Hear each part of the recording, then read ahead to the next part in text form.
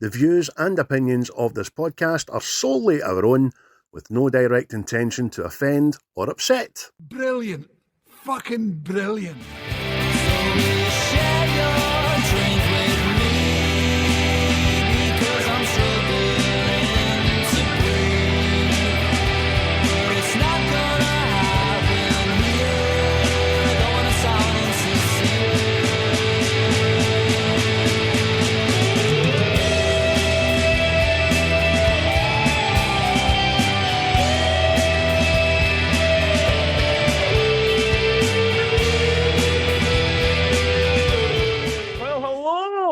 And good morning, well, morning for us, to yourselves there, people. This is Whit's the Script.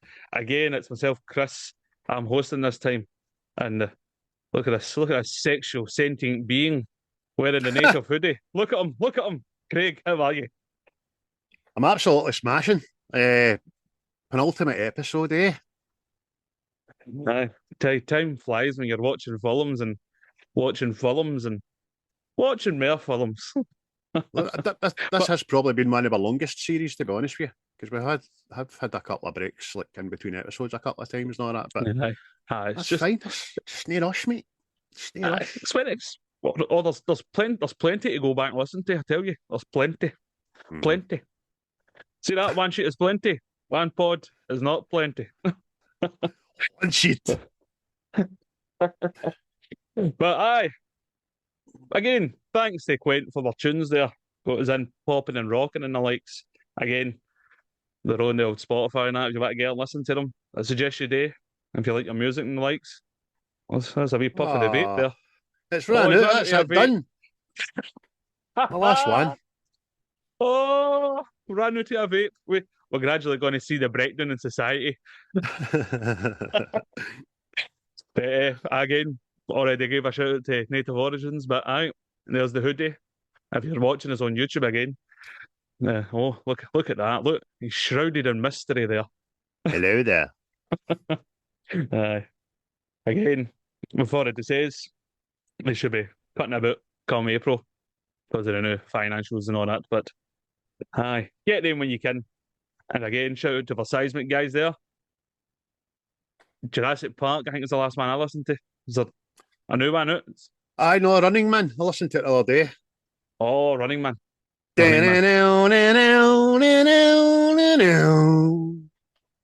was remember the tune, man. I just so you know, we've seen some of the new Running Man being filmed at our works and that, you see. So I did. Got quite a library of photographic evidence stored on my laptop. So I have the one was hysterical. We couldn't get away from them. They're like that. What's the script? What's happening? We're like that. What's happening with yous? You tell us. Big man, going to review our film when it comes out. It's like, fuck you, calm down, me man. I know, mate. Mr. Pibble, just you smile and be sexy, brother. It's good how Glasgow's getting used for this totalitarian dystopian future, which is fucking already here. Shithole.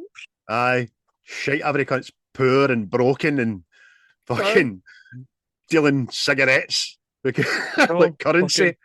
Where can we film like it's a desolate, apocalyptic nightmare? Also, Glasgow. I know. That's what's more shocking about it. They went like that. Where's maybe a horrible place we can film? And it wasn't like, well, we would say like fucking the East End or Poso or fucking we'll go to the town centre where everybody's supposed to take pride. Aye. Great, innit? Absolutely brilliant. Aye, superb. But enough of that. Enough of the pleasantries there. And well, the shout-outs and that. We'll do recent watches because if anybody was listening last week and was listening intently, we did forget to do our recent watches. So this could be a substantial amount of ocular delights, as we're taking to call them. So, Craig, hit me with your best shot. Right, okay. I'm just going to run through them. I'm not going to give you a view on anything because it will take far too long. So since we last done this, Oh, here we go. I've watched all of American Primeval, all of Godless, all of Taboo, all of the O.J. Simpson documentary, all of Gangs of London Series 2, all of The Penguin. I've also watched The Animal, News of the World, Django Unchained, The Magnificent Seven, 2017, Tombstone, The Hateful Eight, Unforgiven, Fight Club, The Goonies, Liar Liar, Yes Man, The Sentinel, The Hobbit, Unforgettable Journey, The Hobbit, Desolation of Smog, Hobbit, the last one, I can't remember it. And then there was None, which was a BBC series, Law Abiding Citizen, and Indiana Jones and the Dial of Destiny. Oh, that's more. quite a lot. There'll be eyeball strainage with that. Telling you, mate. Telling you. But watching that. That's us up to date. What about you? Oh, mate, everywhere and anywhere. Summer. I'll kick us off. I watched Grown Ups 2, Pacific Rim, The Book of Eli, Bill and Ted's Bogus Journey, The Beach, The Usual Suspects, Sound of Freedom, The Man in the Iron Mask, City Slickers, The Raid 2, and Den of Thieves 2, Pantera. So, everywhere. Like, when you shake a bottle of ketchup without the lid on it, know what I mean? Everywhere. Or like me, fucking a couple of days ago at work when I made myself some lovely noodles and all that, and I went to, it was when you were off, I went to put the salt on it and the full fucking lid came after. I was like, no, I don't eat a lot. You fucking ruined it. Horrible, man. But Ocular device. With what device? Aye. So obviously, in amongst that is the film of the end of the day, which was Se7en, which was picked by our guest John last week. I dare say he likes this film as well. Mm-hmm. So 1995, this film came out, and we're just after saying that is 30 years ago. Unbelievable, by the way. Unbelievable. The things you say. Fuck it. You know what I mean? 30 years ago, this was it. No, not having it. Not having it at all. Makes me feel terrible that saying that out loud. I know that's like 15 years. It's mental. You could even make it sound even worse and say it's 5 years more than a quarter of a century old. Fucking hell, man. I mean, there's 30 years ago when shoelaces were shoelaces. But straws were plastic. Better times. Simpler times. But not only did Se7en happen 30 years ago, what else happened 30 years ago, Greg? An awful lot. And I'm going to refrain from doing my basil this week. Lots happening, Foxy. I've done it, bastard. Right, so in 1995, there was some seismic world events that happened. There was a San Francisco earthquake, which registered 7.9 magnitude on the Richter scale, and it killed 3,000 people in April. I remember that, man. There was the Valparaiso earthquake as well. Big year for earthquakes, by the way. An 8.2 magnitude earthquake, which killed 20,000 people in August. There was also the Oklahoma City bombing, a terrorist attack in Oklahoma City, with the deadliest terrorist attack in America before 9/11. There was the Bering Banks collapse. I didn't remember that being so long ago. I thought it was in the noughties, but there you go, 1995. Bering's Bank collapsed, and if you remember, the UK investment banking firm collapsed after a broker lost 1.4 billion speculation on the Tokyo Stock Exchange. And lastly, this was the year that YouTube was invented in February. It was founded and invented in February. So there you go. That was some of the shit that was happening in the real world. But you might want to remove yourself from the real world just to forget about all these earthquakes and Bering's Bank collapsing and it's fucking tragic. I'm going to pictures. Go to pictures. And you couldn't lose yourself on YouTube yet, know what I mean? No, yeah, Oh, no. It was just founded, but you had nothing to watch it on. You know what I mean? Because computers were still attached to your fucking landline in the house. That fucking modem noise, man.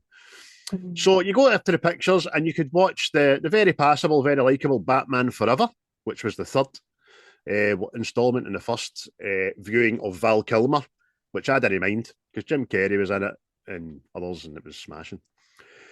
Crimson Tide, The Net, Outbreak, a belter of a movie that me and another 13 went to see, funnily enough, was Apollo 13. Me and all my pals went to see that. It was great. Loved that film. The Quick and the Dead, one of your favourites. And I think that's the third week in a row we've mentioned it. The Quick and the Dead, which is fucking... Judge Dredd, which is the Sylvester Stallone installment. And a fantastic wee movie, which we didn't know we needed at the time, but it was just awesome. Desperado. Love that film. Really like it. So that gets you away from the real world. You've come out to movies like that, all refreshed and happy now, and thinking, I want to go and get a wee tune for my new CD player and my tape deck there. And I'm going into Virgin Music. Or could even get Aye. So music was Gangster's Paradise by Coolio, Boombastic by Shaggy, All Right by Supergrass, The Universal by Blur, Roll With It, Oasis, and Fake Plastic Trees by Radiohead. They are just some of the bangers that were in the charts at the same fucking time, and we did not fucking know we were born. Know what I mean? I know, mate. It's fucking it's brutal. It's brutal. I Horrible. was listening to a podcast and they were talking about music nowadays, like the actual artists out there, and I'm like, eh? Mm-hmm. There is a reason Oasis came back. It's to heal the fucking masses. It's to heal us for a wee bit. But people that didn't get healed in 1995 stopped breathing and the like. Healed to death with a stiletto. We're put in the ground. I'm just thinking 1985. Phil Hartman was still ways then. But people that weren't Dean Martin died 1995, which I was very surprised about. I thought he did no long after Cannonball Run, but there we go. Eazy-E, he died as well. Donald Pleasance, the man of many horrors, he passed away. Mickey Mantle, the famous baseball player, he died. And also legendary comedian Peter Cook, he passed away as well. So that was some of the more recognisable names that passed away. But there were some births, just in keeping with the last couple of weeks. I'm going to tell you about some people that were born in 1995. Some people maybe should have been drowned the same day. I don't know. It's up to you to decide. Because the first one that pops out to us is Logan Paul. He was born 1995.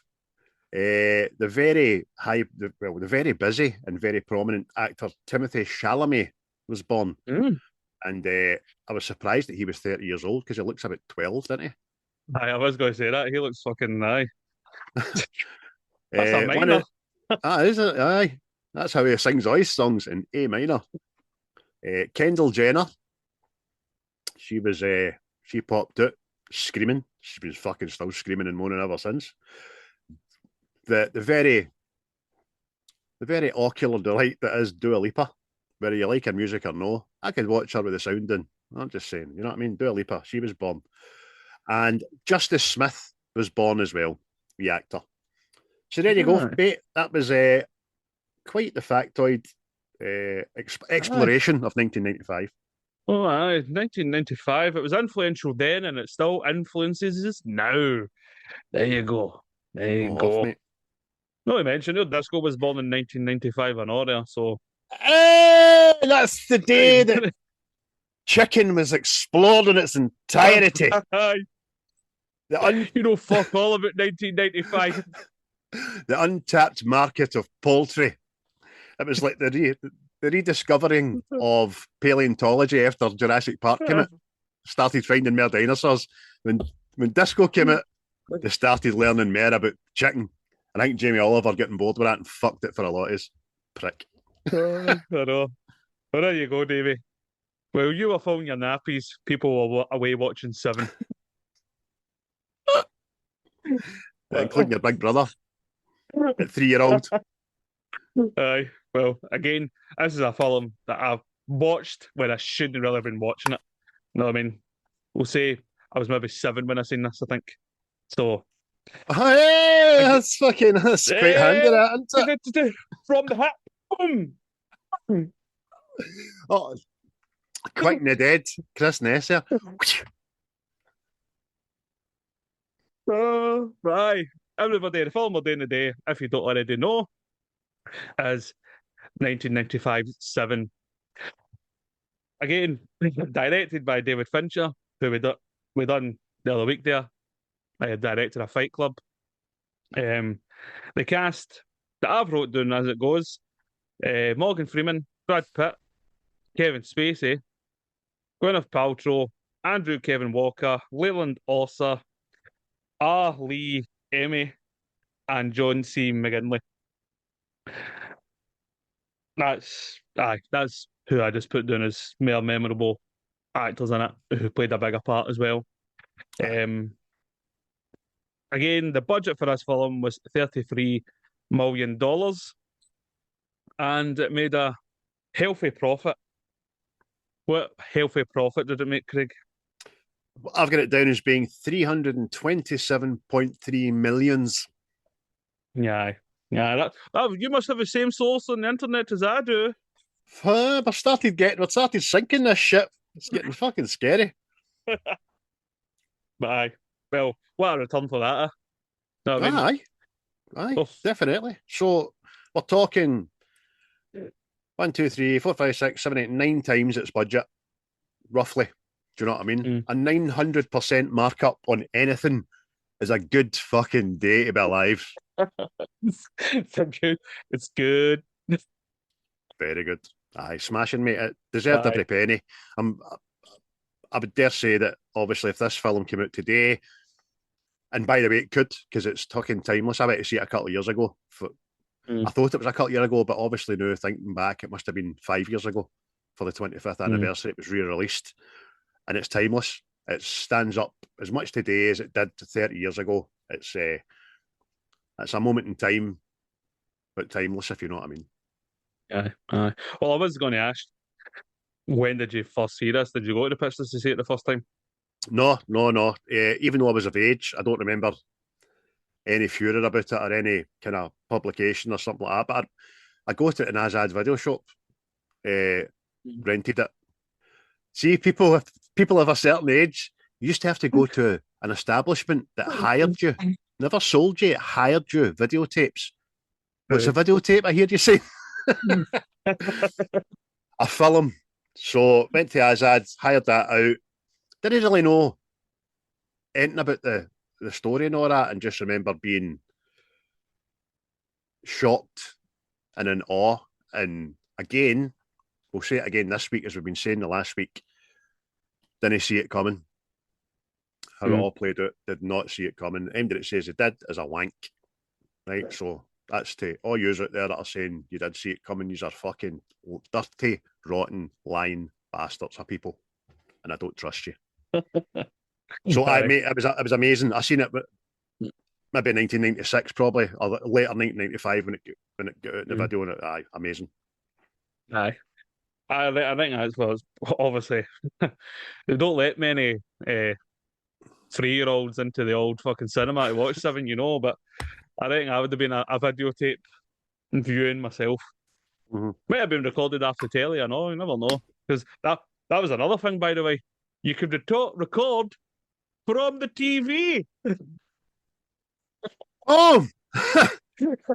Aye, physically. No on a hard drive built into your box. It was a physical thing, the tape and all that shit.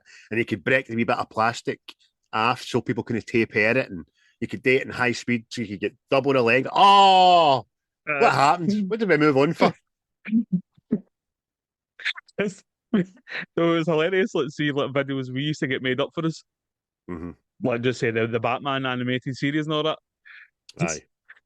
Well, during the break, boom. Buy this today. Like, two-way radio. Like, Jesus. I know. That's Amazing, viewing mate. my viewing pleasure there. But I get back to David Fincher, by the way. Uh-huh. That guy has a very bleak look at the world.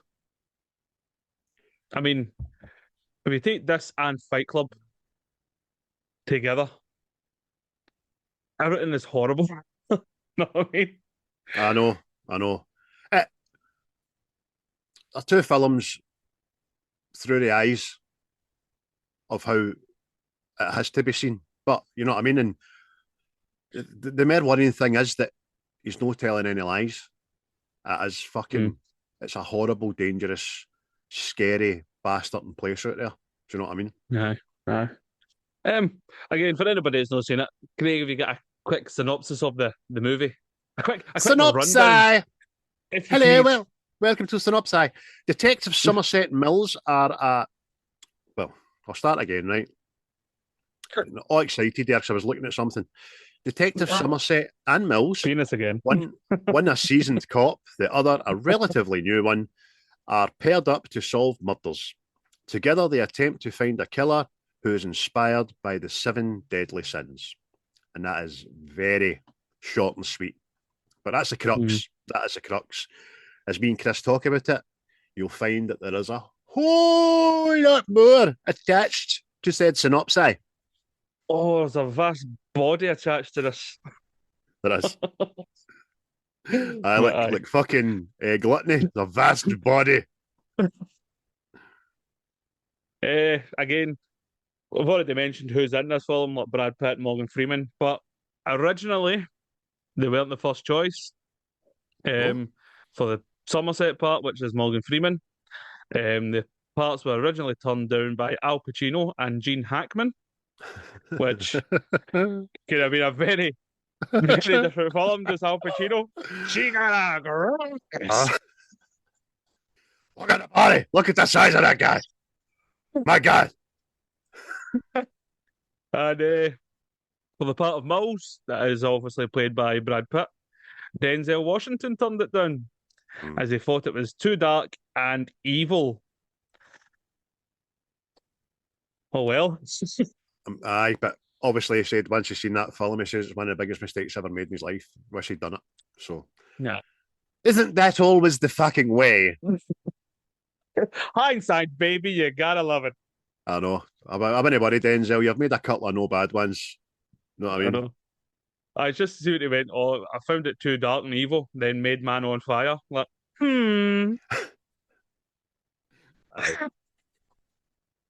oh, fucking hell, man. But anyway, the deaths in this, the whole theme of the killer, killing people, and the theme of the 7 deadly sins. What do you think about that, mate? Well, obviously, you learn more about it once you've watched the film in its entirety. But it was brilliant. Absolutely brilliant. What a fucking... See, there seemed to be a time back in the 90s and the 80s that I remember there was a lot of serial killers about that... Bear with me when I say this word, right? They worked, right? Their work was under the guise of being driven by a higher power or somebody talking to them. It wasn't them. They were just a vessel. So that was well used, and it was in keeping with the time and the news of the time of serial killers and stuff. So it was great. And the very fact that the film doesn't let you see the killer virtually till the end, doesn't even let you learn anything about the guy, a name or a job or a history or nothing. It doesn't need it. It's brilliant, mate. And then I'm sure we'll get on to some of the things like the crime scenes and the messages and the clues, and it's fabulous. It's fascinating, is what it is. Absolutely fascinating, because you're like, who wrote this? And are they all right? Like, it's like the guy that wrote all the Saw films and all that. How's you? Wait, have you got a hobby? Have you got a cupboard that nobody's allowed in? Well, again, added to the mystery of the murderer, who is played by Kevin Spacey. Spoiler, if you've not seen this, but 30 year, I feel I'm on the side of you're in the ring. So, aye, Kevin Spacey himself actually asked for his name to be removed from the opening credits to add to the mystery of the killer. Aye. And that's why, after the film's done, he's the first name that comes up in the end credits. So, even then, there's a bit of thought went into this.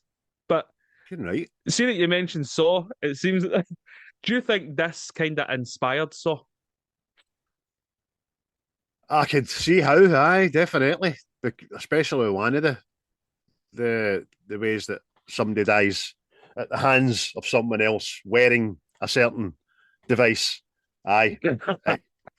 It's macabre, it's dark, it's a bit sick, and I can see.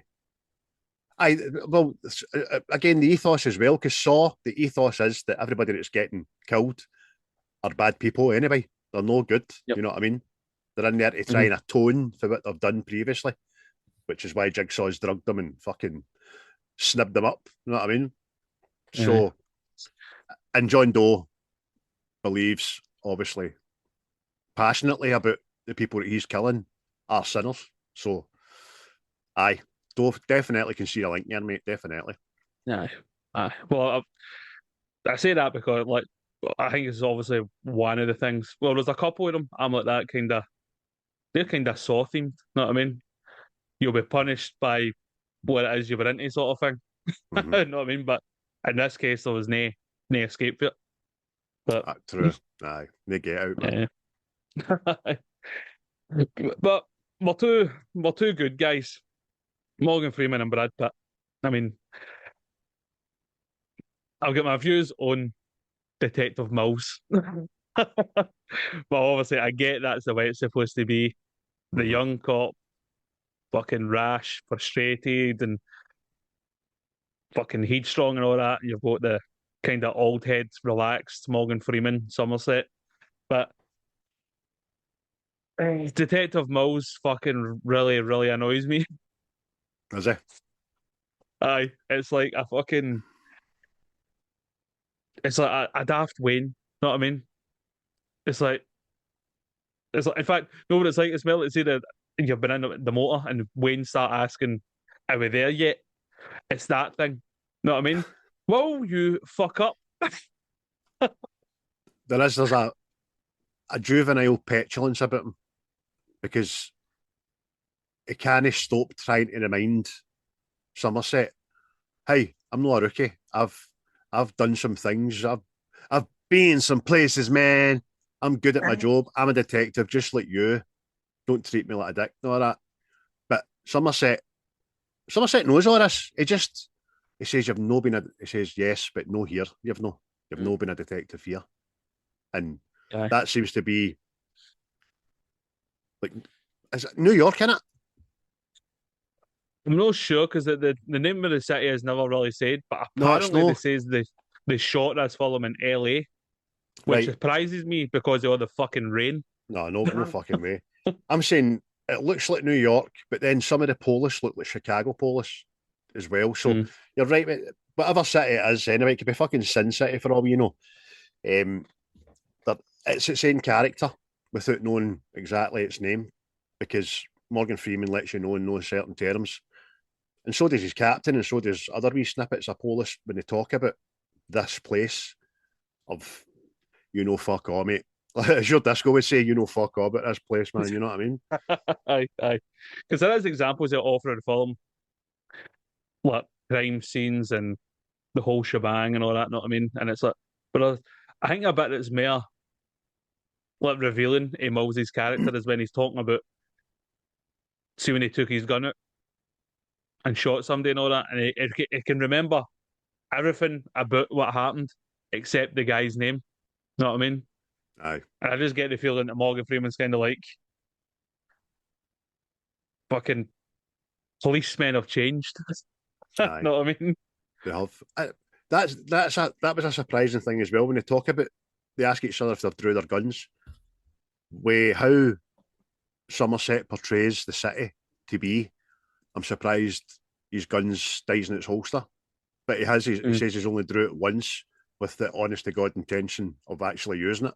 I'm like, fuck's sake. So obviously their work is turning up after the fact, isn't it? Aye. He's not been involved in a lot of in-action chase scenes or whatever. Do you know what I mean? Yep. Yeah. It's just. But aye, like, as a whole, man, fucking Mills just fucking. He just. Well, I mean, it's like the character Somerset already kind of knows. Like it's the first crime scene, the first death. After it, he's talking to his captain, and he knows this killer. Like he's like, this is going to take longer than how many days I've got left. And the guy's too patient, meticulous, and all that, well crafted for this to be his first outing, sort of thing. No, I mean he's not ready for it. And you're just Aye. like, you're a wise old owl. I like you. Aye. Because see that opening gambit, right, of the film, that is genius, right? I know we'll get to favourite scenes later on, but it starts off him waking up, folding, getting ready for work. He's got a routine, he's immaculate. Do you know what I mean?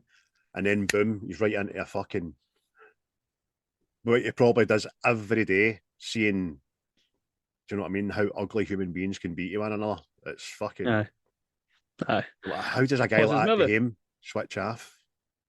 Aye. You know what I mean? Aye. It's like you kind of see that as well. Like, see when he goes home and he's in his bed chilling, and he has to put on this wee fucking ticking noisemaker thing, and it's to drown out the noise of the city. It's called a metronome. There you go, mate.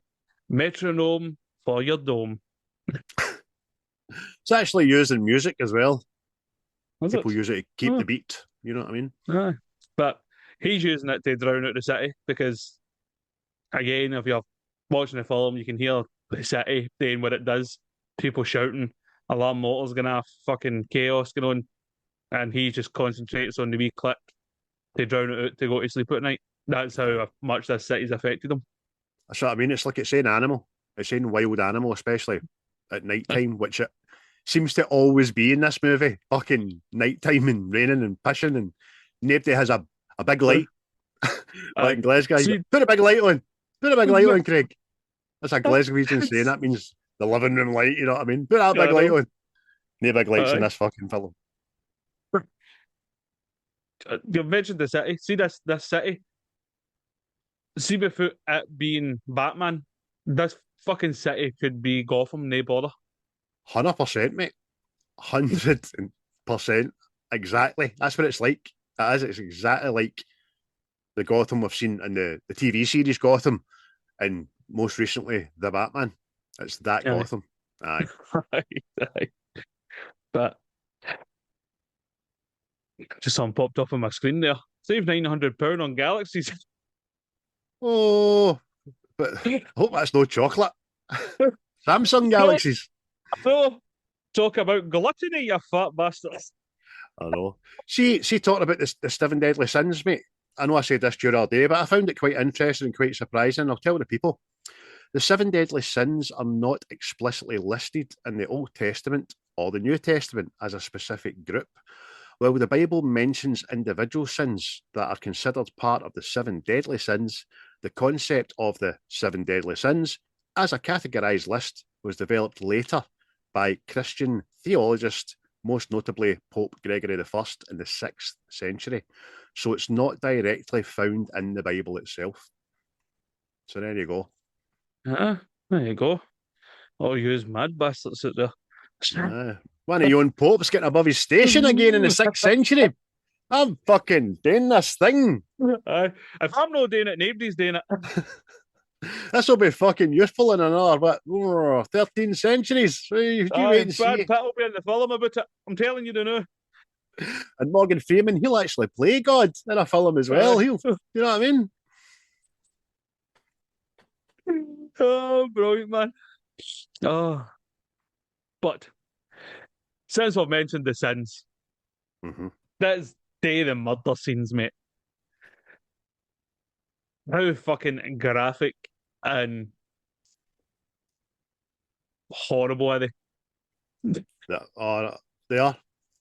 And it's as I just mentioned, the lighting in this film, it's probably best we didn't have full illumination because obviously it would have added to the scene you wouldn't have seen anything more than you had to, but it'd have been fucking far more graphic. It's horrible, mate. It's the level of, it's not just the dead body, especially the first one, right? Gluttony. It's the state of the place. It's crawling with beasties and rotten food, and obviously they've found buckets with vomit and feces and all that in it, and the big guy's been dead for like a week with his face in spaghetti sauce, and Aye. oh man, Aye, it's no nice. Obviously, one of them is a lawyer who used to get bad people off. mm-hmm. His sin was greed. He's made to cut like a pound of flesh off himself. Sloth, obviously being a lazy bastard. There's a guy been chained to a bed for a whole year. Mm-hmm. No, I mean, it's just what was Mel going to ask you, right? What one of the deaths is the worst? Well, I've not got a vagina, but if I did have a vagina, That could be arranged. I know, especially this day and age. Well, see if I say I've got one, I've got one, haven't I now? That's the fucking. In fact, let's be trans for 5 minutes. Let's be a trans woman for 5 minutes. I would not like to be, as the movie describes it, fucked to death by a strap-on bowie knife. That could be painful. I wouldn't like that. Do you know what I mean? So I'll say that to now. Although I'd imagine having my stomach ruptured would be fucking horrific as well. But what about you? What do you think? I don't know, mate. I think I'm leaning towards sloth. I was going to think you were there actually because that's worse than death. That could be worse than death. Aye. Being kept in that stasis for a calendar year. Oh. As I'm no. thinking, just the long suffering. Whereas I reckon getting shagged to death. As some people have like, oh, that'd be no bad. Well, no, in this instance it wasn't. Aye. But they've all got their own wee bad thing. But I think for me, see the slow death over a year. Mm-hmm. I think that'd be horrific. Aye. You're right, because is it the coroner or no? It's a doctor in the hospital because obviously he's still alive, right?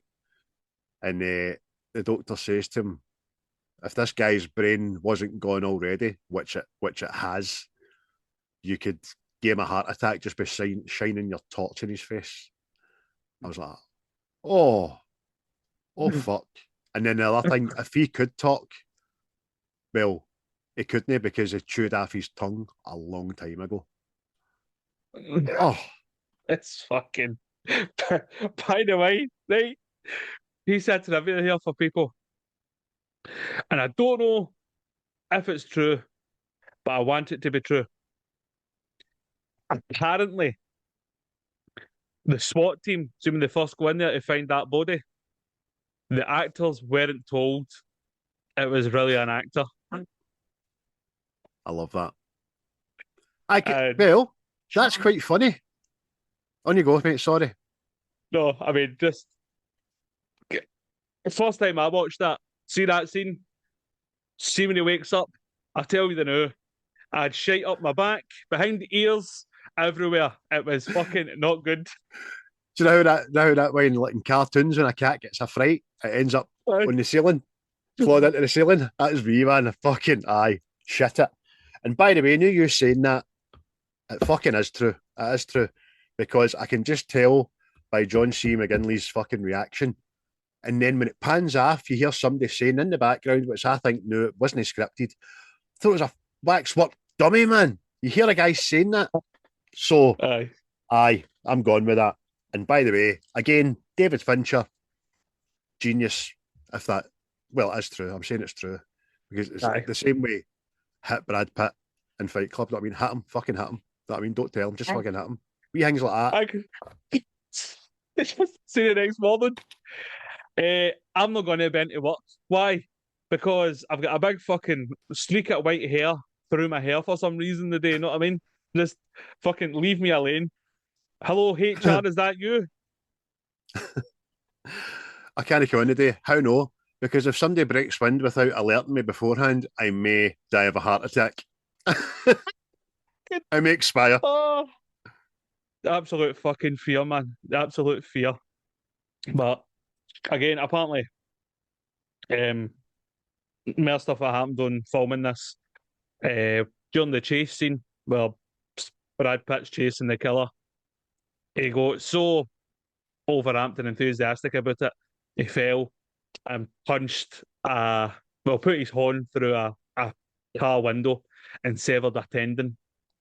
And it had to be written into the script that his arm was in a sling for the rest of the film. So there you go. That's right. Bob Brad Pitt. As Brad Pitt said in an interview I watched, he's like that. He says, "Look, he says the medical team were so good.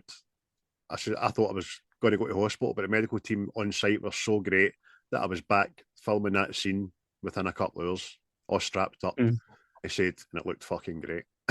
It did. See how I said earlier on about, again, like we've been mentioning, about how didn't see it coming, didn't see the end play. Like we discussed last week with John in Fight Club, when you watch it back, knowing what you know, and you see the Easter eggs, they're fucking great. Because David Fincher seems to have this knack of putting them there, but no making you twig at the time. I mean, there was one when Mills and Somerset go to Wild Bill's leather store looking for information about John Doe. The clerk says that Doe had a limp, and behind them, outside the store, a man is limping, watching the detectives. So that's took me 30 fucking years to watch that and notice it. I mean, I seen that myself when I went back and watched it, and I'm like, is it? Because obviously his last deed has already been done. Know what I mean? So, I mean, but we kind of skipped it and all. Like, see the opening sequence to this, like the credits. It's fucking very unsettling and all, isn't it? It's very fucking. I get very like Hills of Eyes kind of vibes off it. I don't think we've skipped it. It's in my kind of favourite bits, some of my best bits, because I read a bit of trivia attached to that as well. It was done deliberately. It had to be. He wanted the writing to look like a crazy person's. Do you know what I mean? And then obviously you've got that fuzzy glitching shit, and then the music is. Oh, what's the? Do you know what it's? Have you ever seen American Horror Story? Aye. See the theme tune to that? It's demonic and satanic and fucking no right. It gives you an unsettling feeling. That's what it's like, the opening credits, especially as you see that he's splicing off his fingernails. He's getting 4 lines to a line in a book, and he's then stitching it up and all that. He's got a methodical, unsettling routine. And then that, as you say, mate, that music behind it, the title, writing and all that, you're like, whoa, the fuck's this? This is different. See that as well. Obviously, it comes into play later on that they can't fingerprint this guy, but see the fact this guy cutting off his own fingerprints is fucking bizarre. You know what I mean? It's just, you're thinking, oh, guy's wearing gloves when he does this shit and all that, and as the film goes on, I thought he cut off his own finger fucking prints. That's how we couldn't, like, you're going, oh, a bit. For somebody with that will and mentality to do that to themselves to achieve this goal just shows you how fucking off planet this guy is. Aye. I mean, there's another film, right? And I can't remember what it is, But what they did was they melted their fingers. They put their fingers on a hot plate so as not to get. And then that was kind of stolen in Men in Black, wasn't it? When Aye. Jay puts his hand on the ball and it removes his fingerprints, kind of As thing. soon as you started saying that, I thought you were going, he's got to mention Men in Black. Aye, but there was another film where somebody does it in a hot plate in a Mm. kitchen or something like that. I remember, but it escapes me what the film is. But you're right, mate. It's just another indication as to the lengths that this guy will go to complete his work. It's not through fear of being caught. It's through the necessity of not being caught because he can't do what he's got to do if he's caught. He's got to finish his work. So Yep. it's good, very good. Especially when they get to his apartment later on and the forensic says, "You're not going to believe this, but I've not found one print." And he says, "You're right, I don't believe you. Look again." It's just fucking. I mean, talking about in John Doe's apartment and all that, he's got handbooks written about just his thoughts, and apparently they were all handwritten, and it cost 15 grand. I know. And so much research was done into doing that even what Morgan Freeman said is factually true. To Mills, he says if you had 50 police officers reading this in 24-hour shifts, it would take 2 months for them all to read it. That was calculated that, they'd worked that out. That's a fucking impressive. But we've kind of avoided talking about the fact that the bad guy wins, but see this ending, it is so fucked, but brilliant. Mm-hmm. You know what I mean? It's just, Aye. I mean, it's like most films like this, they've caught the bad guy, blah, blah, blah, blah, everything's all done and dusted, and you're curious it leaves you hanging who the last two victims are, like, oh, what's happened, where are they? And just the way that this guy has been so methodical and so thought out that he's created this scenario, and you're just, oh my god, man. It's the ultimate plan in it. It's the ultimate fucking. He's got everything from start to finish, how he wants it, how he's played it out, how he's envisaged it. It's unnecessarily genius, man. You don't want to say you like it, but for the sake of this movie, it is tremendous. Tremendous. Yep. And again, I suppose it leaves you hanging a wee bit with what happens to Mills after it, but you don't need to know. You don't. Yeah. Well, in actual fact, apparently there was a sequel to this released in 2015, but no directly involving these characters. I can't remember the name of the film. I think it's Solace or something it might have been called. Oh. But it's I've not seen it. I think it's got Anthony Hopkins in it, but I'm not sure. That's how fucking big it was, know what I mean? But you must find this and link me into it. aye, partly so. But just on the ending itself, right? There was a lot of stuff like trivia connected to this. Apparently the studio did not want this ending, but Fincher, having read it in the first draft, went, "No, that's how I end this movie." Brad Pitt says he would refuse to do the film if they changed the ending. So, go on, Brad. Again, that's it. Kudos to Brad there. And there was also they were considering the ending of the movie being Somerset shot and killed John Doe instead of Mills. But nah. I can see why, right? But I'm glad they didn't.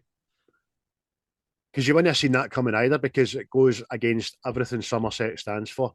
He's by the book. He's, you know what I mean? He's a real proper cop. But it would take a level of self-sacrifice. Maybe it would have worked because he's retiring. I'll take the hit for you, son. But then, no, I get how it could have worked, but I'm glad it didn't, because you put yourself in David's shoes, and I couldn't be the bigger person. I don't think, especially he might have fought it, right? He might have been able to fight the urge. Somerset might have talked him down until John Doe says, and the baby that was living inside her. And I think that's the line that done it. Do you know what I mean? It's fucking.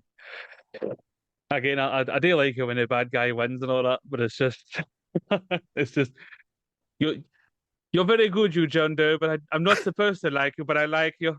I like you, creepy bastard. That's In fact, fucking amazing. There's a thing, right? We're talking about how this guy has planned all this, right, meticulously, right, and like the sloth guy, just tying him down for a year solid. So he's obviously had this pre-planned and all that. So at what point did he like, think that Mills and his wife would be the last two? Know what I mean? At what point did they pick them to be the last kind of deaths? Know what I mean? I Is know. that when he, I know exactly. I mean, so you're right. It's at least a year in the execution of this plan. So, who was the plan aimed for? aye, that's what I mean. Was it primarily for Somerset, and then this partner's just arrived on the scene, and oh look, the partner's got a wife. But even then, it's like he wouldn't know who was going to get his case. Know what I mean? So one of the like two people already picked it, and then I'm curious when he decided to pick Mills. Was it when he took the picture of him on the banister, or was it after the chase? Know what I mean? Aye, because both of those things would have shown that he was easy to anger. So you're my wrath. Because there's no way fucking Somerset would have ever been wrath. Ever. No. Just couldn't have been. So, aye. You wonder if before Mills came along, because you're talking days, aren't you? You're talking days. Aye. You're wondering if before he came along, he still hadn't picked out wrath yet to make his envy. But he's seen him, he's seen his easy to anger, and he's also seen that he's had a family, which he doesn't have, so he's envious of that. So he's like, this is fucking brilliant. God is speaking to me. He's fucking sent this guy. He's completing my job. That's mental, mate. That's another thing. See, that's following me. It kind of shows the fucking madness of radical religion. Mm-hmm. Know what I mean? Just because this guy's, I'll say he's like devout Christian somewhere, but see, just the fact that he just hates humanity because of what it has become. But see that all these three characters as well. You've got Mills, Somerset, and obviously John Doe. I think they're like the gradual, like the degrading of society. Because you still got like Mills, kind of hopeful. You go out there, you do the good thing, you do the good deed. You've got Morgan Freeman's character, Somerset, who's just had enough of it. The apathy, right? This is too far gone. This is fucked. And then you've got John Doe. It's just like, yous are scum. I'm doing yous in. Mm-hmm. Know what I mean? Just three grades of like the downfall of society, really, innit? Aye, you're right, mate. Somerset's been broken over a lengthy period of time. Mills is clinging on to what Somerset believes to be false hope of redemption, and where John's just out there fucking making people pay for it. You know what I mean? So you're right. You're totally right. Three contrasting views and ethoses, but they're different but the same. You know what I mean? Aye. They're all focused on the same shit. That's what I mean. Because I was thinking this myself. Let's see, like the Somerset character, like apathy and all that stuff. He's just, this city's too much. I'm done with it, and he's got something to distract him from the city at night and stuff. And it's just, how many years is John Doe ahead of him? Know what I mean? Aye. No, he's obviously realised very quickly. Again, there is absolutely zero backstory to John Doe in this. There's no information as to how he got to this point, or why. You you can sit and surmise all you want. If you sit and think about it harder, if you're like, okay, was he's brought up by an abusive mother? Was he raised in foster care by fucking Catholic priests or something? Who knows, right? But you don't need to know. You just surmise that he's learnt very quickly that humanity are just sinners. No. You know what I mean? I could see at first, I was thinking it was going to be the old cliche that it was a cop doing it. Know what I mean? Especially when the lawyer get killed. Because obviously he's defended bad people.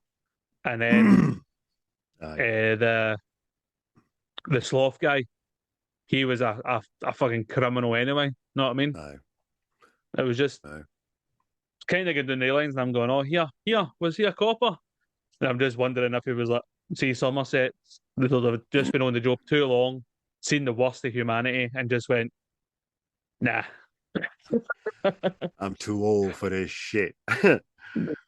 David Fincher told Kevin Spacey and Brad Pitt, he says, this isn't going to be the movie that you're remembered for, but it may be the movie you're incredibly proud of. And I think Brad Pitt said himself, it's up there in his top couple of films he's ever done. I think we mentioned Fight Club was his number one minute, but must have got a buzz when David Fincher phones him every time, you know what I mean? Aye. Just imagine that phone call. Brad, I've got this. I'll do it next time Brad shows up. We're going to film you in this white room for 2 hours. Nothing happens. All right. Aye. I don't know why I've got in my head David Fincher. I've never heard David Fincher speaking, but I just pictured you there with David Fincher phoning Brad Pitt and David Fincher being all like lovey darling. Bradley, darling, how are you? Well, we've already mentioned scenes, but give some of your favourite scenes, mate. Fire away. Fire away. One of my favourite scenes in this whole film is Leland Orser's performance. After he has killed a prostitute, been forced to wear a knife strap on to kill her. His performance in that short period of time is fucking tremendous. There was trivia attached to it, which I didn't write down, but it was something like before the scenes, he would go and sprint up and down the street so that he would come in and be hyperventilating on camera. Do you know what I mean? And it was taking like fucking Pro Plus and all that to get his heart racing. It was fucking great. His performance is absolutely brilliant. And just that gun in my mouth, the gun in my mouth moment, it was in my fucking throat and all that. Somerset's no got a lot of sympathy for him. No. I don't think. Do you know what I mean?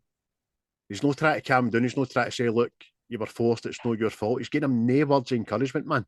He's just, like we've just discussed, I think he's fucking just dead on the inside to hear him. Mere shite. Aye, shame. Aye. Aye, you're right, mate. That was one of mine and all. It's fucking, it's so compelling. You're like, this really happened to this fucking guy. You know what I mean?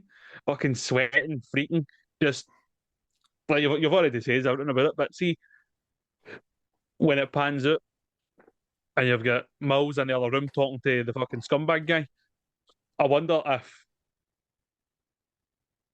you're seeing again what I'm already like how this is going to bring people down. You've got Mills in that room who's been unsympathetic to like, another victim, really. And then you've got Mills in the other room dealing with a pure scumbag that doesn't give a fuck. And it's like you're seeing what made Somerset happening in the other room. It's fucking brilliant, man. Aye, smart as fuck. Because Leland also, was it a year later a year later they done Saving Private Ryan. He's got a very short part in that as well, about being the helicopter pilot that couldn't keep the fucking helicopter in the air, and a lot of people were killed. And he's that same short, intense kind of monologue in it. And it was too damn heavy, you know. I nearly broke my arms trying to keep her in the air. He's fucking great, man. That just jumped out at me. You went with that example, mate, and I was thinking Alien Resurrection. When he finds out there's a fucking alien inside of him, mate. and you're like that. I like you being a panicky person because you get me all fucking agitated. I would fucking hate for him to be on the school run with me in the morning, but if the boys weren't putting their shoes on in time, the bell's going to go, they're going to be late, I got punishment exercise. Oh, I'll tell you, man, if you're fucking tripping on mushrooms or whatever the fuck it is, man, and you just watched a couple of his scenes, you'd be like that. I'm going to die. You're jumping out of windows and everything. Let's give one of yours, mate. Another one then. Because I stole one of yours for a fucking change. Aye, well, instead, because you went very bleak, I'll go for the light tone of the movie, and it's when I forgot her name. What were we calling her last night? Tracy? Dinner at the Mills. Aye, that's it. Dinner at the Mills. See that? Tracy, aye. Aye, that was just, you've got Tracy, Detective Mills and Detective Somerset, and they're just all sitting having a laugh and talking, and then the house vibrates because of the subway. And it's just Mad Morgan Freeman's laugh, man. I'm like, I like you. But I like that because it's like it's like the icebreaker between the two because they weren't going anywhere before that. Mm-hmm. Know what I mean? Aye. And she was kind of the dynamic that brought the two together. So it was like that. But that is the one light moment in an otherwise fucking depressing, horrible film. Aye, it's the one semblance of humanity and goodness, wholesomeness, if you will, in this fucking dungeon of a city, man. Aye, mate, it's great. You mentioned that. Just prior to that, when she phones the office and asks her husband to put the Somerset on, it's fucking genius, man. It's brilliant. And then when she answers the door to them, hello, man. And she goes, our line, I've got it down, but it's just brilliant with keeping the scene you've just told. And she says, I've heard a lot about you, but not your first name. And then he says, it's William. And he says, good, it's a good name, that William. William, this is David. David Williams. Ah, right, okay, right. Fucking made me chuckle. She's, yo, fucking yo. That's what I mean. See, that's what I also think of honestly. It's like the kind of icebreaker that brings Somerset back on side with Mills. Aye. Mm-hmm. I think it's like a glimpse of something he's not seen for a long time. Mm-hmm. Definitely. Know what I mean? And she's a good character for how little she's in the film as well, Gwyneth Paltrow, because she asks questions like an embarrassing wife or partner would. Why are you not married? I was sort of Wayne's question, that, innit? Why are you not married? Well, yeah, how you not married? Tell me. Plus, see, Iris, I think she's the only, I'll say, clean character. Because, obviously, Mills is fucking, these people are fucking bad, blah, blah, blah, blah. Somerset's like, the world's a shithole. John Doe, he's killing everybody anyway. Even the other the other police, they don't care when they go to scenes. How long's the guy been dead? I don't know. You know what I mean? Aye. You've got the guy in the sex shop. I just make things. Fucking she's the one person that's like, how are you? And then even in another scene with Somerset, it's when she finds out she's pregnant, it's, is this the right thing to do, sort of thing? Know what I mean? But aye. Again, you're right. That's a great wee performance. That just back and forth between the two of them. She's asked to speak to him, and you can tell she fucking hates it there. She doesn't want a Wayne to be brought up there. But at the same time, she's trying to be as supportive as she can be to her husband who wanted to go there. Yep. That in itself, I mean, Somerset says to him, why did you want to come here? So you're like, David's obviously got a fucking ego. He thinks he's the greatest detective in the world, and he wants to go to the worst place in the world to prove he's the best detective in the world. So that's dangerous. The wife's obviously, because Somerset asks her at a dinner table, doesn't he? Says, how you liking it here? And David instantly puts his horn on her shoulder and answers for her. Do you know what I mean? I know. Just a bit of adjustment. Like everywhere else, we'll get there. And She's fucking no Aye. happy at all, man. No. Here's another one for yourself, mate. I will say, go with the obvious one. The John Doe chase scene is good. And it's quite lengthy. It's lengthier than I remember it being as well. Obviously, they find his address. They go to his door. There's no answer. And as they're talking, William just says to David, look, you just see this silhouette with a bag of messages. And then bang, bang, bang, bang. And we're fucking in. You're like, oh, fucking hell. There he's there. Because we've not seen him. No. There he's there. We're going to see his face. Or fucking... And the chase scene lasts a long time. But I tell you what, see, for a guy with such a fucking heavy limp, he can get about and get up and down fire escapes, through windows, down ladders, on tappy dump trucks. No bother. Well, all I'm going to say, at the possibility of mentioning somebody being infamous, Oscar Pistorius had no legs and he could run as fast as fuck. But could they climb a ladder? I don't know about that. I like to be shot at a gun right enough. What are you going to... Well, saying that, I'm wondering if he had the limp before the chase. Or was the chase where the limp came from? But it probably doesn't work out that way, because I dare say it took longer to make that strap-on fucking machete thing than a day, you know what I mean? Aye. I'm trying to think now if they go to the leather shop prior to that chase scene or after it. Is it before it? Is that after? Right. So he had the limp before the chase then. So there we go. But I'm also wondering, but saying that he could have got the limp for the chase because he had already picked his victim. See the prostitute. So he could have already had the receipt for Bill's leather store. So he could have had it already made and just picked it up with the limp. Right. Aye. Right, okay. Really doesn't fucking matter, but there we go. Aye, I know. But the whole chase scene is great. I remember when I first seen it, I think I thought, right, we're going to see who this cunt is now. But you don't. No. And I'm glad you don't, because it works. It totally works. It still keeps you hanging until... In order for this film to work, John Doe cannot be identified until he wants to be. And that goes as much for the police in the film as it does us, the moviegoer, because it works totally.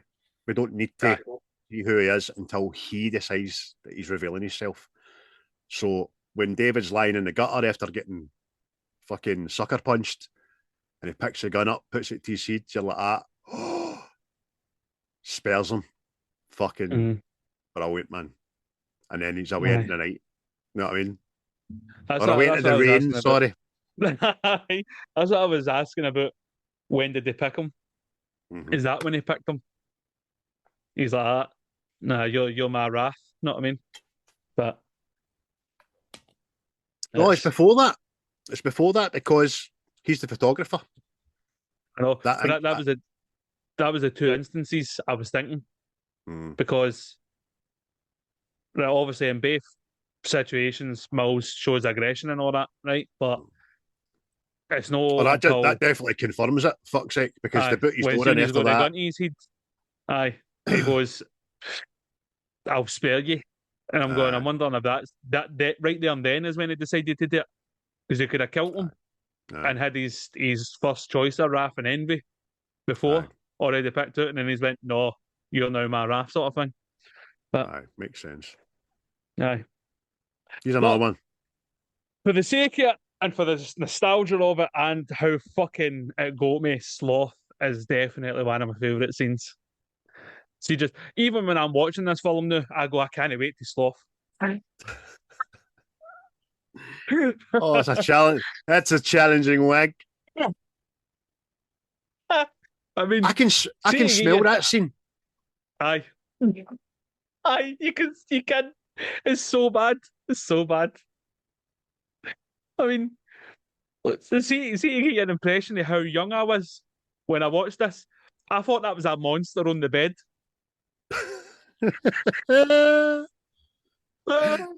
What's that lying on the bed? Is it a monster? A fucking monster?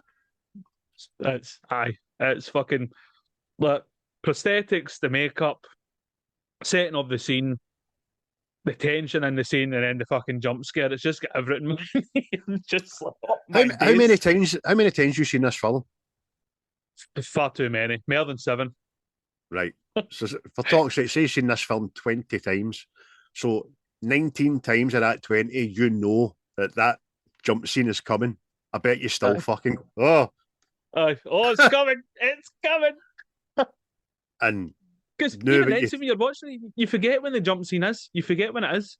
You know what I mean? You go, all right, they're in there, and it's like, oh, it's that. That's that done. They're about it, and then it's when the John C. McGinley character goes, "You got what you deserved," and you go, what? Then you go, "Oh, you bastard, you! You've got me." and after what you revealed earlier on makes it even more genius because he did it. He Aye. fucking shits himself proper in real life. And you do go back and hear it, people. If you've not heard it before, you'll hear somebody, one of the SWAT team, say, "That was a fucking waxwork dummy." You hear him saying it, man. Aye. Brilliant, brilliant. It's fucking as mate as. Aye, definitely. Like I say, it's the thing I take away for this film is the sloth. I mean, don't get me wrong, the ending is superb, but see that it's just fucking oh. I'm going to give you a scene as well that I particularly enjoyed because it was in keeping with a running theme we've been having at work lately to do with the word culture. Oh, just for context, people, me and Chris are just having a back and forth laugh at one another about. I says to him, "You're not very cultured," so he's not let it drap ever since. Oh well, I'm not cultured enough, so fucking I can't do that. I suppose you've got to be there. It's funny, but in this film, Somerset goes to the library, and you quickly work out that that's where he goes. That's the place he's been gone for years to study up on stuff, and he knows all the librarians and the security like pals. So he makes a quip, doesn't he, about look at all this bloody culture in here, and all you guys can do is sit and play cards. And then the big one stands up, and it's Big Sam, the bus driver for Speed. Culture. Aye. How's this for culture? And he puts on classical music. So I thought of you right away. So did that, by the way. I'll fucking give you culture, you prick. I got culture up the ass. How about I culture you right the fucking face, you fucking prick? So that was funny. I thought of you right away. And then Somerset studying alone in the National Library with that music behind him is fucking lovely. It's beautiful because he's reading demonic, depraved, deadly sin shit out of all these books, and you've got the most soothing, calming music behind it. Aye. It's as eerie as it is fucking great. That would have been hilarious, man. If that big guard went like that. Listen, pal, I got this job. I was a fucking bus driver. See, the day I had that day, you'd be in here playing cards. Same year, 1995, Speed. So he two wee, well, got a bigger long Speed, but a wee old this. It was fucking smashing. Oh, brilliant, man. He's another mate. Again, I think was brilliant is when we go into John Doe's apartment and you're finally seeing, you're not seeing the killer so much, but you're seeing a part of him. Mm-hmm. And as his apartment, it is just, I don't know what you were expecting to walk into, but it just gave you a fucking mad idea. You see the big red cross on the wall? All these journals all wrote out, and he keeps trophies on the walls and all that stuff. You're just like, this is fucking, it's sadistic. You know what I mean? Very sadistic. There's a, I don't know what all the planes are for, and I've talked about the planes, woodwork planes. Don't know what all them are for because there's about fucking 4 of them hanging up the wall. And I'm trying to think back to all the crime scenes and all the victims. There was anything fucking, but there wasn't. Anyway, it looked fucking scary. I was like, what the fuck? Is that his downtime? He likes a bit of carpentry. Well, that's my thinking. He's that fucking. He's either that radical about Jesus, he's became a carpenter, or it was just a glimpse of how patient this guy is. That he's meticulous with fucking wood and building stuff. Maybe. So there was another good thing. They opened one of his drawers, and there was about 40 aspirin bottles in there, wasn't there? Aye. And you don't think anything about it. You think that's a fucking lot of aspirin. But then Somerset reads the passage for the journal, and humanity is actually giving him fucking headaches. Do you know what I mean? His head hurts. Humanity hurts his brain. So that was quite. I was like, I like that. Then it's the whole thing. Obviously, Mills is in the bathroom and then he sees the 40s, and we had him. Know what I mean? And you're going, oh my god, the old fable. They always come back to the scene, and they did. You know what I mean? They did. You're just, oh fuck's sake, man. That's a good scene, mate. Brilliant, man. Really so fucking very dark, and just a glimpse into the killer. But thought it was smashing.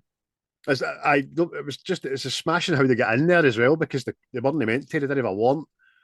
And Somerset and David are having this argument at the door, and obviously David's all fucked up, bleeding and wet. He's like, "Don't, we can't. We need to get a warrant." We go, "Aye, okay." And then they fucking just rattles it. Went, well, no point arguing now, is there? And then he pays a mad crack whore to fucking tell the police that she told them about it. All that. Yeah. I phoned the detective. Somerset. Somerset. Yeah. That's what I did. One of the murders happened right over there. Liquid ass. I didn't hurt my sandals or nothing, Jesus. Just Morgan Freeman and all. You stupid son of a bitch. That's great.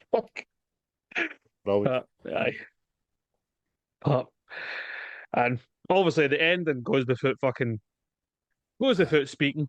It's just fucking oh my god.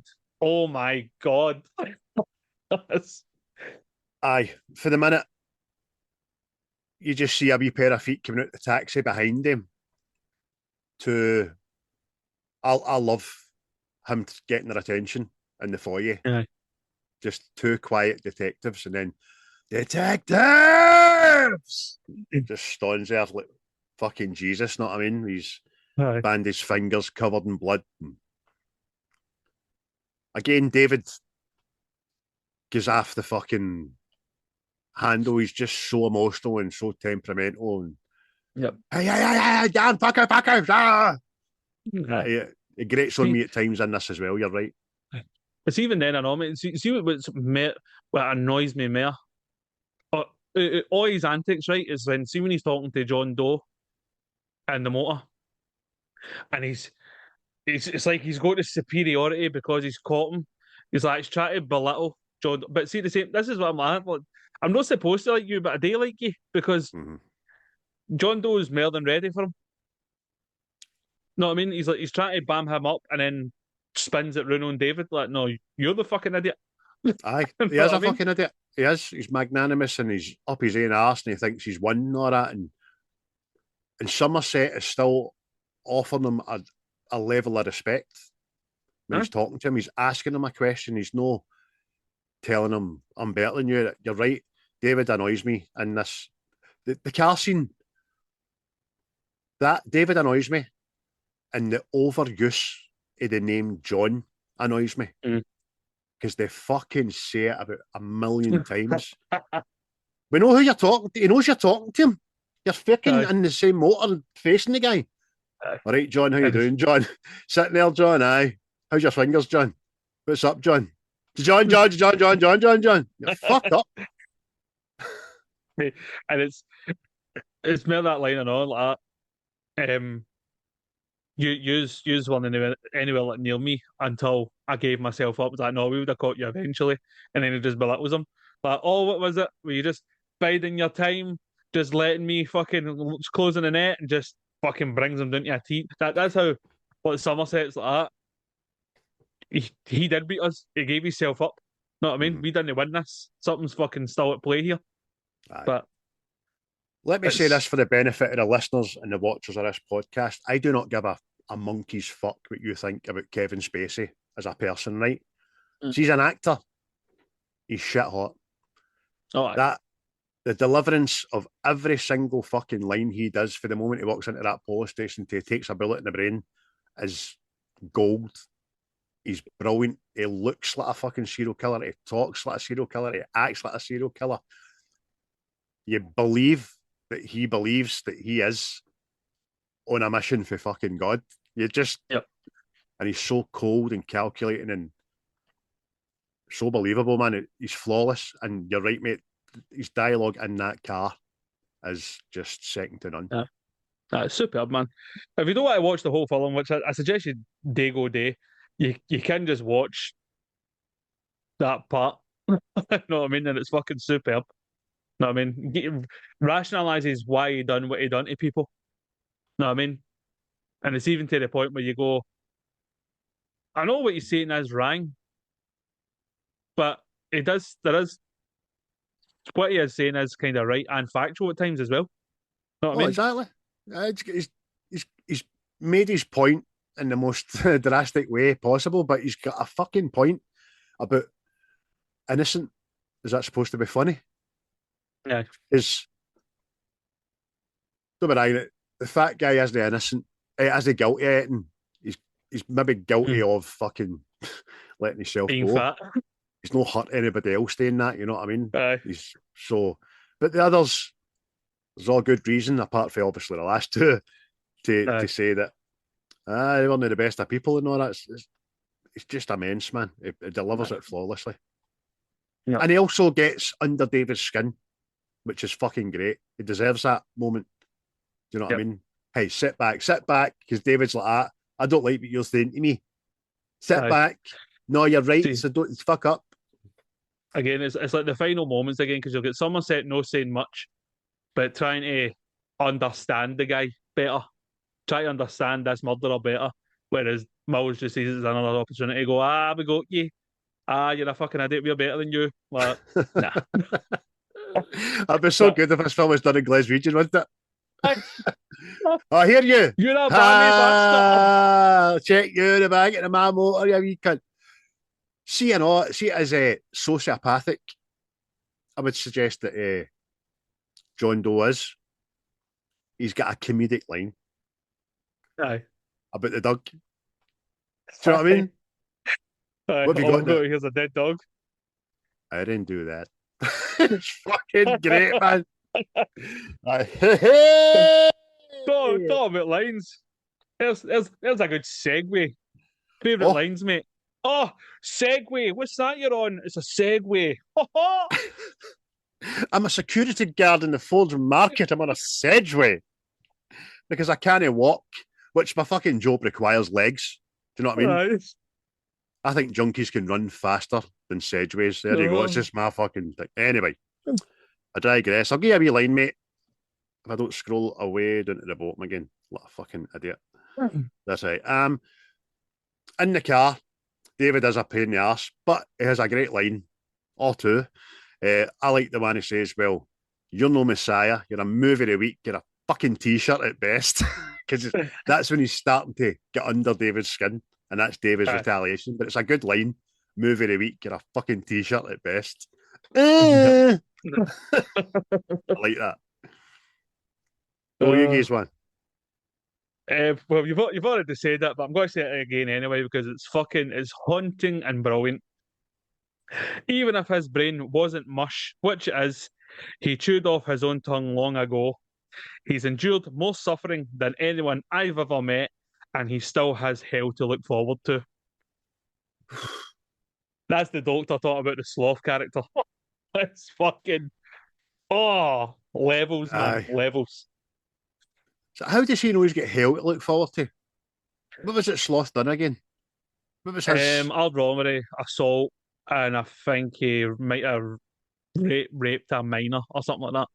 Right. Or kidnap and rape a minor, something along those lines. Mm-hmm. But so he's technically right. He's got hell to look forward to. Right.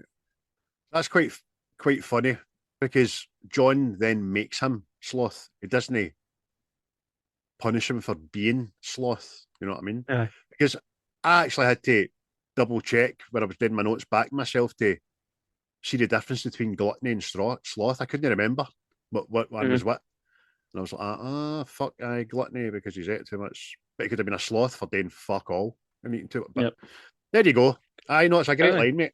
Great line and very haunting. Yes. Aye.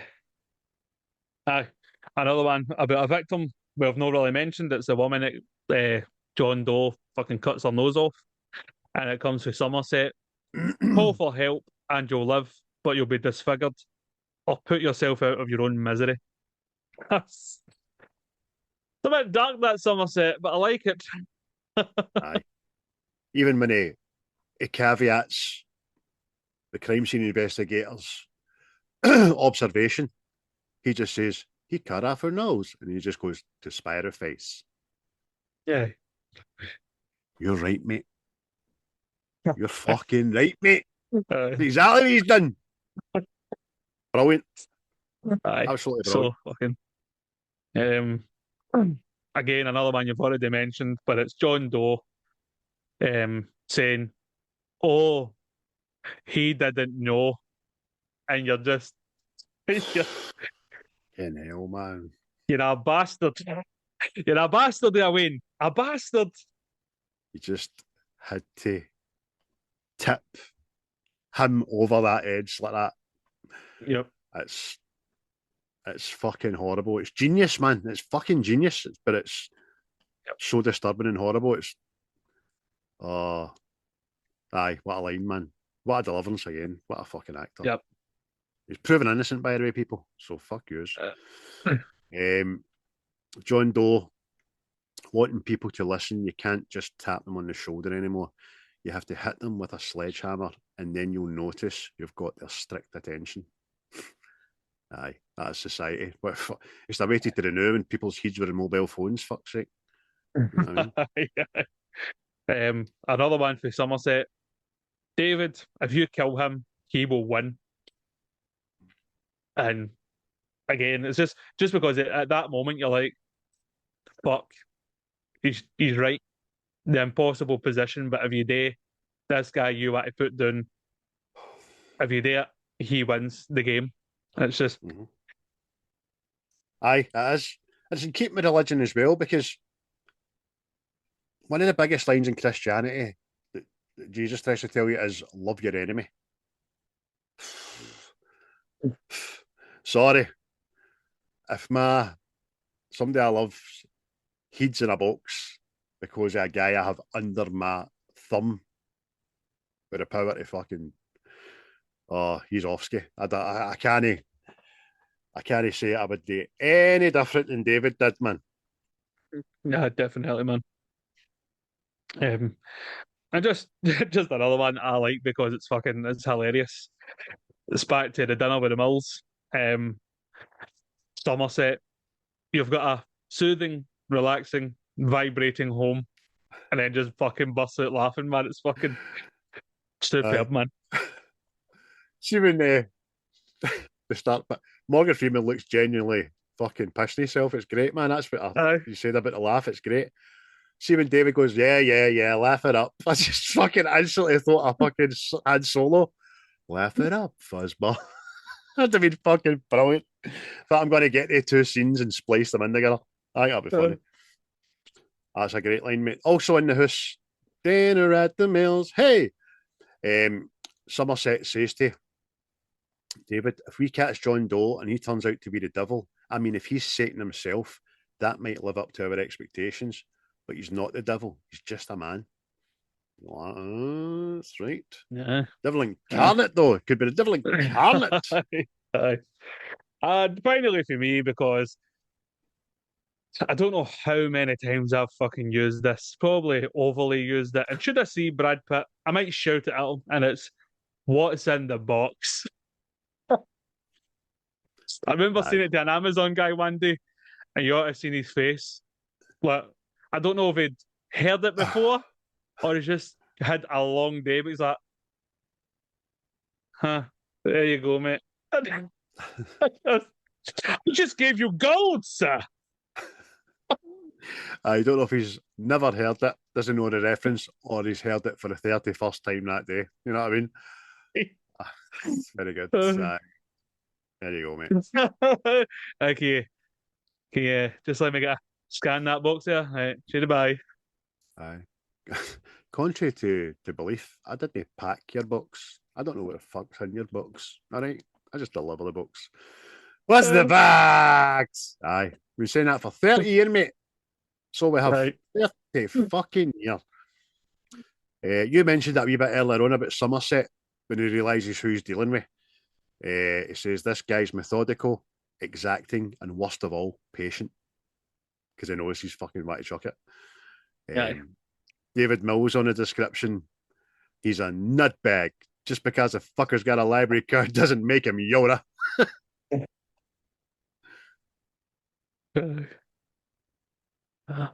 Any more for yourself, mate?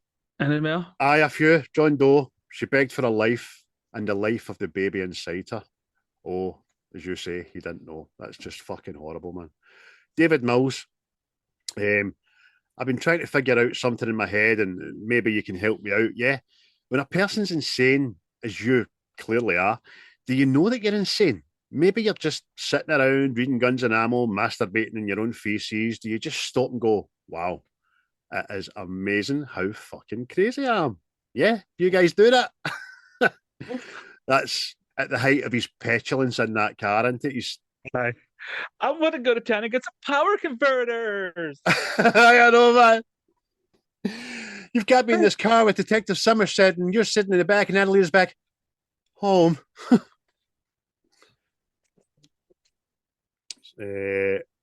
And reading from John Doe's journal, this is the one we alluded to earlier on. Somerset's reading the journal. It says, on the subway home today, a man came up to me to start a conversation. He made small talk.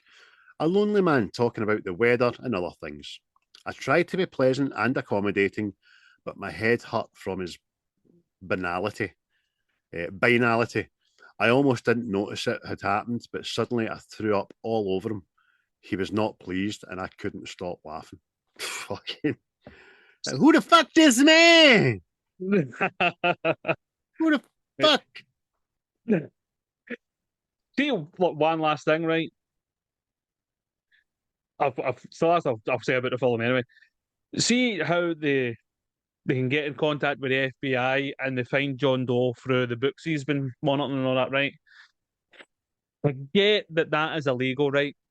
I get it's illegal, but can there not be circumstances where the law, so to speak, can get permission to use systems like that?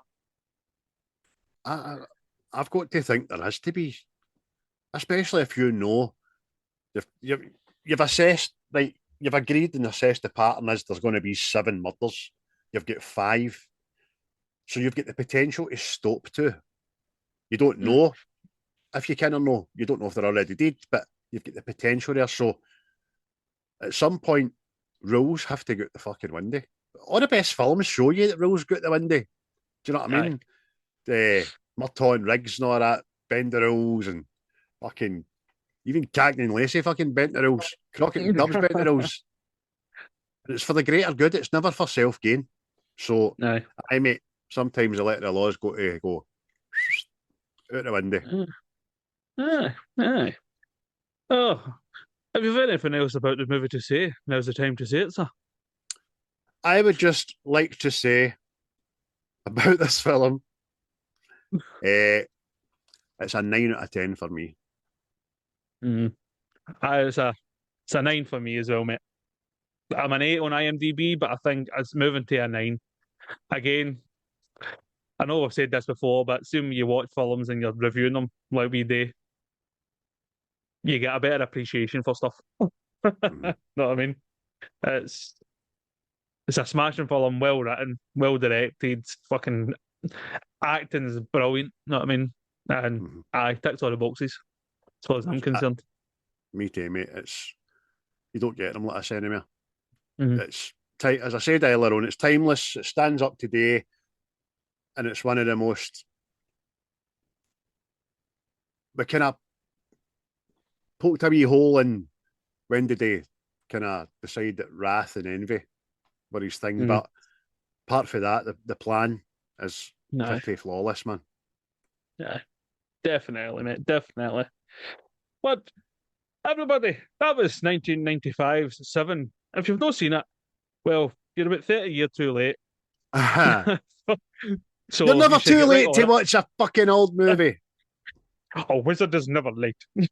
But again, we'll do movie bingo before we give a thanks again to everybody. Hey, move bingo, move bingo, move bingo. Yeah, motherfucker. Yes. And Get your again, list it's out. back to yourself to choose from moi's list. Again, Yes. I'll not tell you what numbers are away. Should you pick one that's away, I'll just tell you. 7. That's so fucking freaky. 7 will be Lethal Weapon.